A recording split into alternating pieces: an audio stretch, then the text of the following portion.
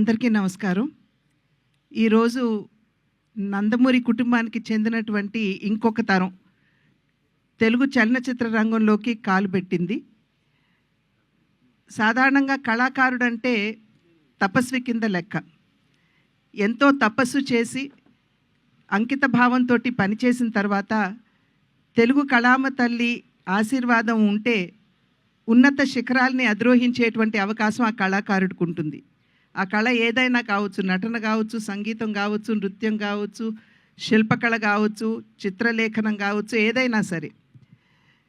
మా తరానికి ముందు తరం నందమూరి తారక రామారావు గారు. నిజంగా ఆయన ఒక కళా తపస్వి. ఆయన క్రమశిక్షణతోటి, అంకిత భావంతో తన జీవితాన్ని చలనచిత్ర రంగానికి అంకితం చేసినటువంటి సందర్భంలోనే ఇవాళ చలనచిత్ర రంగంలో వారి పేరు స్వర్ణాక్షరాలతో లిఖించబడి ఉన్నది. తెలుగు చలనచిత్రం ఉన్నంత వరకు వారు చిరస్మరణీయులు అనేటువంటి విషయం మనం అందరం గుర్తించవలసినటువంటి అంశం.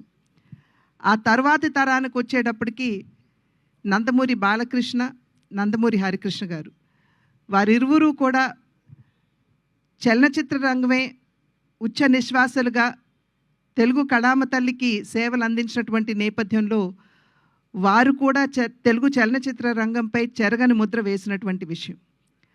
ఆ తరువాతి తరం నందమూరి కళ్యాణరామ్, నందమూరి తారక రామారావు, వారు కూడా అంకిత భావంతో పనిచేసినటువంటి సందర్భంలో వారు కూడా చలనచిత్ర రంగంలో తమ ఉనికిని చాటుకున్నటువంటి విషయం మనందరికీ తెలుసు.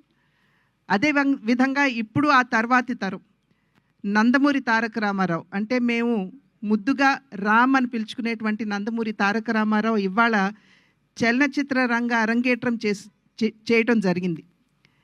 ఆ బిడ్డకి ఖచ్చితంగా తెలుగు కళామ తల్లి ఆశీర్వాదంతో, మా తండ్రి గారు నందమూరి తారక రామారావు గారి ఆశీస్సులు, అదేవిధంగా మా అన్న నందమూరి హరికృష్ణ గారు, తప్పకుండా వారు ఇందాక చెప్పినట్టుగా ఆయన ఆకాశం నుండి తన మనవణ్ణి చూసుకుని మురిసిపోతూ ఉండుంటారు.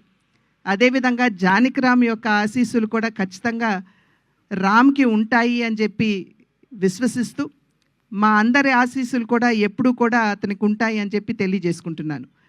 అదేవిధంగా వైవిఎస్ చౌదరి గారు, ఆంజనేయుడి హృదయంలో రాముడు ఏ విధంగా కొలువు తీరి ఉంటారో వైవిఎస్ చౌదరి గారి హృదయంలో, స్మృతిలో నందమూరి తారక రామారావు గారు కొలువు తీరి ఉంటారు.